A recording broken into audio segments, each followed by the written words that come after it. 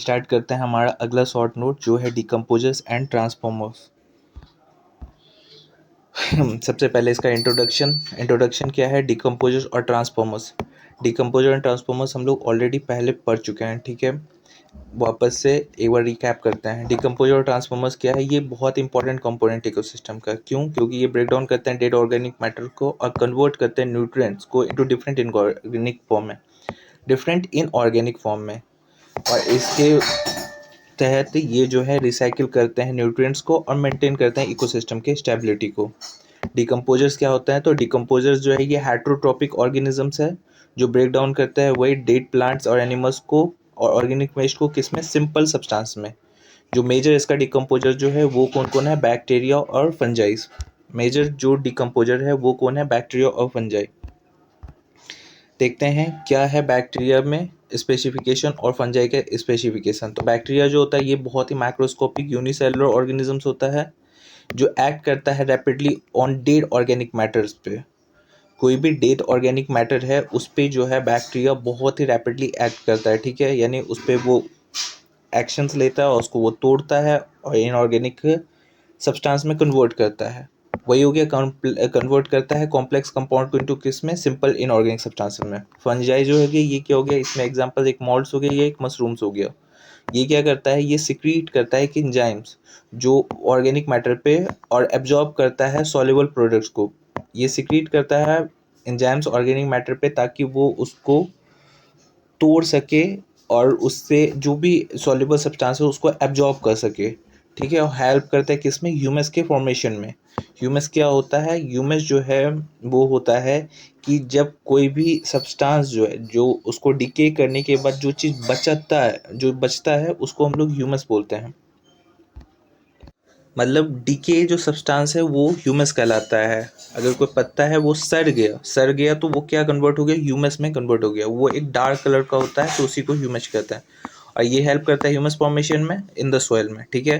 Process of decomposition के process क्या क्या है ये हम लोग देखेंगे, जिसमें एक फ्रेगमेंटेशन है, लीचिंग है, कैटाबॉलिज्म है, ह्यूमिफिकेशन है और मिनरलाइजेशन है। ये हम लोग पहले भी पढ़े हैं, एक बार फिर से इसका सारे स्टेप्स को हम लोग देखते हैं।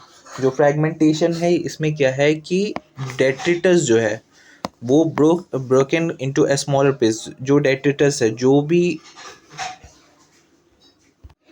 डेट्रिटस था वो अब क्या होगा? ब्रोक कर जाएगा, तोड़ा जाएगा स्मॉलर पीस में। डेट्रिटस क्या होता है? एक नेचुरल वेस्ट मटेरियल्स होता है जो बच जाता है, ठीक है। उसको हम लोग बोलते हैं डेट्रिटस, नेचुरल वेस्ट मटेरियल्स। तो उसको तोड़ा जाता है किसमें? स्मॉलर पीसेस में। उसके बाद लीचिंग क्या होता है कि उसमें वाटर सॉल्युबल न्यूट्रिएंट्स जो होते हैं, जो भी वो टूट के जो भी एक नेचुरल वेस्ट प्रोडक्ट था उसमें भी जो भी ऐसा न्यूट्रिएंट्स था जो वाटर सॉल्युबल्स था वो क्या होता है? वो डिज़ोल्व हो जाता है और चला जाता है सॉइल में। वाटर के साथ जो भी उसमें न्यूट्रिएंट्स होगा वो उस पर अगर पानी पड़ता है, कोई भी नेचुरल वेस्ट मटेरियल है तो उसमें जो भी ऐसे न्यूट्रिएंट्स हैं जो वाटर में सॉल्युबल हैं वो डिज़ोल्व कर जाते हैं और वो पानी के साथ नीचे धरती में चल जाते हैं, तो मूव इनटू द सॉइल। इसको प्रोसेस को हम लोग बोलते हैं लीचिंग।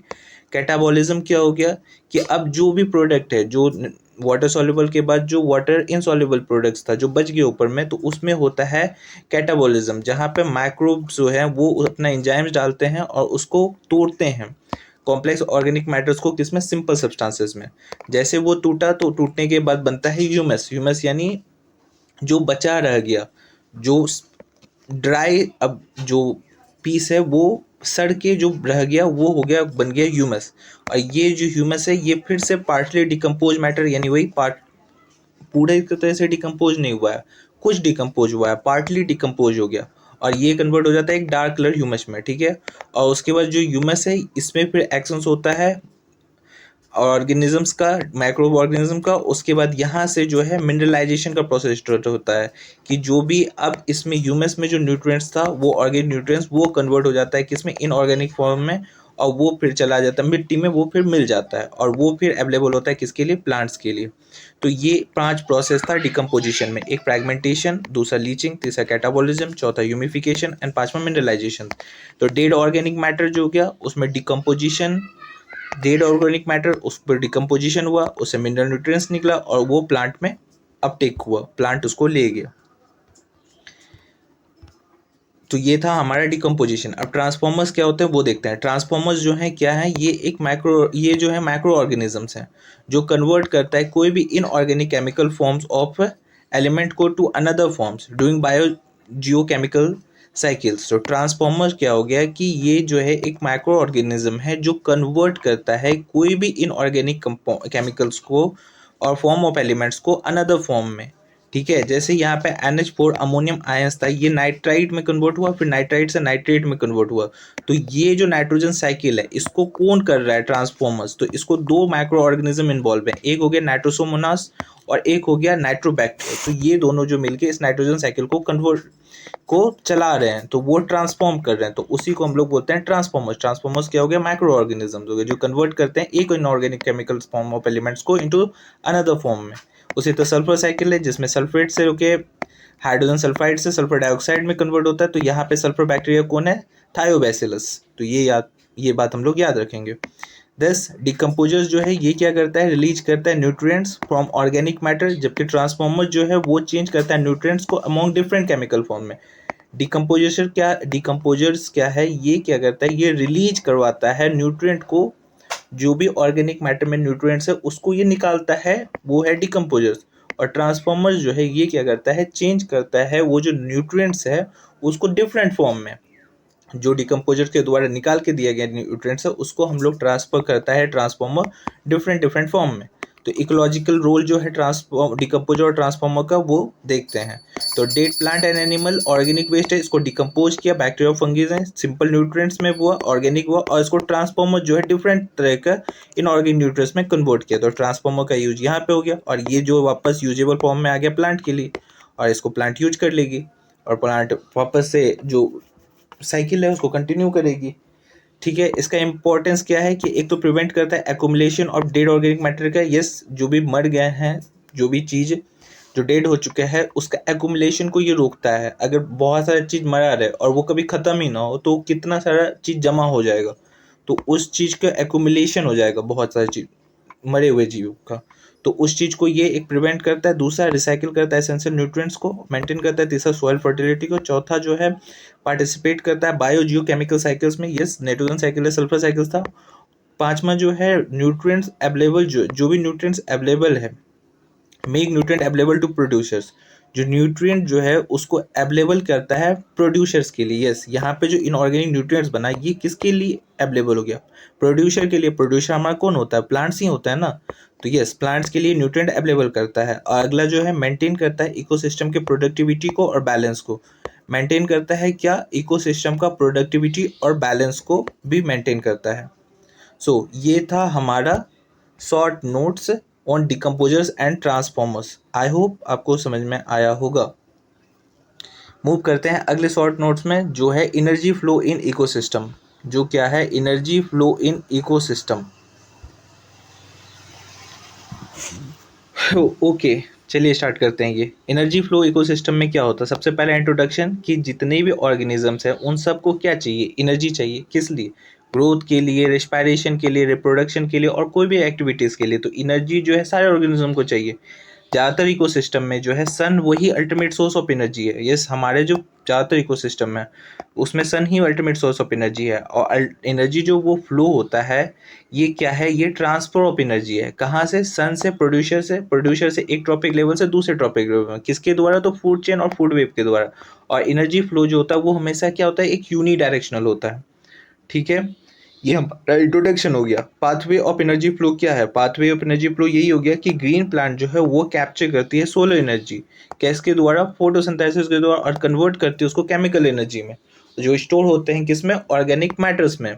इसीलिए ये जो एनर्जी है ट्रांसफर हुआ कंज्यूमर से, this energy transfer to consumer when they feed on plant on energy. ये जो एनर्जी है ये ट्रांसफर होता है टू कंज्यूमर्स। यही कंज्यूमर्स में बहुत सारे कंज्यूमर्स हुए ना, प्रोड्यूसर जो है उसका प्राइमरी कंज्यूमर्स हुआ, प्राइमरी कंज्यूमर सेकेंडरी कंज्यूमर हुआ, सेकेंडरी कंज्यूमर्स टर्शियरी कंज्यूमर्स हुआ। तो कंज्यूमर्स में जो है एनर्जी का ट्रांसफर हो रहा है, वो एक दूसरे को खा के या एक दूसरे को, हाँ वही फीड करके ट्रांसफर कर रहे हैं एनर्जीज को। तो ये था पाथवे ऑफ एनर्जी फ्लो। अगला जो है वो है लिंड्समैन 10% लॉ। तो ये तो हम लोग पहले भी देख चुके हैं कि लिंडमैन के 10% लॉ के अकॉर्डिंग क्या है कि 10% ही एनर्जी अवेलेबल होता है एक ट्रॉपिक लेवल से ट्रांसफर होने के लिए नेक्स्ट ट्रॉपिक लेवल पे ऑन एन एवरेज। ऐसा नहीं कि ये कन्फर्मली, ये एक एवरेज रखा गया है मार्क। तो सबसे पहला जो प्रोड्यूसर्स है उससे 10% एनर्जी गया प्राइमरी कंज्यूमर में 10,000 जूल से 1,000 जूल, फिर वहाँ से 10% गया सेकेंडरी कंज्यूमर में प्राइमरी कंज्यूमर से 100 जूल, और वहाँ से गया लास्ट में 10 जूल। तो इसीलिए 10,000 जूल जो एनर्जी है वो अवेलेबल है प्रोड्यूसर लेवल पे, रिड्यूस हो गया 1,000 टू प्राइमरी कंज्यूमर लेवल पे, और 100 जो है वो गया रिड्यूस होके सेकेंडरी कंज्यूमर लेवल पे, और 10 जूल जो गया वो टर्शरी कंज्यूमर लेवल पे। Reason for energy loss at each trophic level पे, रीजन जो है एनर्जी लॉस का हर एक ट्रॉपिक लेवल पे क्या है, तो एक क्या कि ज़्यादातर एनर्जी जो यूज हो जाता है रिस्पायरेशन में, दूसरा जो है एनर्जी लॉस्ट होता है एज ही ड्यूरिंग मेटाबॉलिक एक्टिविटी में, तीसरा एनर्जी जो यूज हो जाता है मूवमेंट ग्रोथ एंड रिप्रोडक्शन में, चौथा जो है कि सारे पार्ट जो ऑर्गेनिज्म का वो नहीं खाया जाता, और कुछ एनर्जी रिमेन अनडाइजेस्टेबल। समझिए क्या एनर्जी जो बोला गया कि 10% ही अगर एनर्जी अवेलेबल है तो बाकी 90% एनर्जी गया क्या, तो वो एनर्जी जो है वो लॉस्ट हो गया। वो लॉस्ट कहाँ हुआ, तो पैसा ज़्यादातर एनर्जी लॉस्ट हुआ रिस्पायरेशन यानी सांस लेने से और छोड़ने में, उसमें गया। कुछ एनर्जी लॉस हो गया हीट में, ठीक है, मेटाबॉलिक एक्टिविटीज़ जो बॉडी परफॉर्म करती है उसमें जो हीट प्रोड्यूस होता है उसमें एनर्जी कुछ चला गया। कुछ एनर्जी चला गया किसमें, मूवमेंट में, ग्रोथ में, रिप्रोडक्शन में, और कुछ जो है, और जो ऊपर से एनर्जी जो ट्रांसफर हो रहा है तो उसमें हम लोग, ये तो ऑर्गेनिज्म के अंदर हुआ। अब जो दूसरा ऑर्गेनिज्म जो एनर्जी ले रहा है तो वो कंप्लीटली पूरा ऑर्गेनिज्म को थोड़ी खाता है, वो कुछ पार्ट को खाता है। तो not all part of organism eaten, इसीलिए जो कंप्लीटली जो एनर्जी है वो तो नहीं जाएगा। जो एक ऑर्गेनिज्म के अंदर में 100% एनर्जी है उसके सिर्फ हम लोग कुछ पार्ट्स को, या दूसरा ऑर्गेनिज्म कुछ पार्ट्स को ही खाता है, तो उतनी ही पार्ट ऑफ एनर्जी ट्रांसफर होगा ना। और कुछ एनर्जी जो है वो रिमेन हो जाता है अनडाइजेस्टेड वेस्ट में, और कुछ एनर्जी जो है वो अनडाइजेस्टेड वेस्ट में भी निकल जाता है। तो यस, यहाँ पे होता है 90% loss of energy.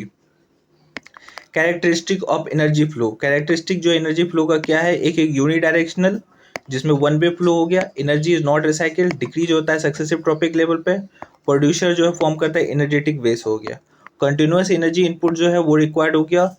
Okay, characteristic जो एनर्जी फ्लो का क्या है, एक यूनिडायरेक्शनल है, एनर्जी नहीं रिसाइकिल होता है, डिक्रीज होता है हर एक सक्सेसिव ट्रॉपिक लेवल पे, प्रोड्यूसर जो है वो फॉर्म करता है एनर्जेटिक का बेस, यस, और कंटिन्यूस एनर्जी इनपुट जो है वो जरूरत होता है, रिक्वायर्ड होता है, यस, हमें लगातार एनर्जी चाहिए। एनर्जी पिरामिड जो हमें सॉप राइट होता है, एनर्जी जो अल्टीमेटली लॉस हो जाता है हीट में, और फॉलो करता है second law of thermodynamics. Second law of thermodynamics क्या था, मुझे कमेंट सेक्शन में बताइए आप लोग। ऐसे हम पहले भी इसको पढ़ा चुके हैं और डिस्कस हम लोग कर चुके हैं, ठीक है।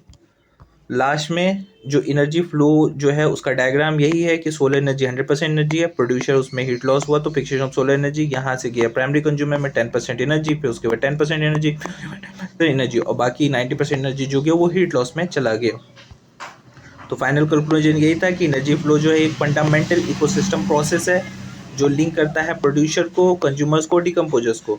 सोलर एनर्जी जो है वो एंटर करता है प्रोड्यूसर्स में और मूव करता है सक्सेसिव ट्रॉपिक लेवल में, बट सिर्फ स्मॉल फ्रैक्शन जो है एनर्जी वही ट्रांसफर होता है नेक्स्ट ट्रॉपिक लेवल में, जबकि रेस जो है वो डेसिपेट यानी लॉस हो जाता है एज हीट में। इसीलिए इकोसिस्टम जो है उसको रिक्वायर होता है कंटिन्यूस सप्लाई ऑफ एनर्जी जो सन से, इसीलिए जो इकोसिस्टम को ज़रूरत है कंटिन्यूस सप्लाई ऑफ एनर्जी, क्योंकि ज़्यादा एनर्जी जो है वो लॉस्ट हो जाता है, इसीलिए कंटिन्यूस सप्लाई ऑफ एनर्जी चाहिए इकोसिस्टम को सर्वाइव करने के लिए, और वो मिलता है हमें कहाँ से, मेनली मिलता है सन से। सो ये था दूसरा short notes energy flow in ecosystem का एक्सप्लेनेशन। आई होप आपको समझ में आया होगा। मिलते हैं अगली वीडियो में नेक्स्ट 2 शॉर्ट्स नोट्स के साथ, तब तक के लिए थैंक यू।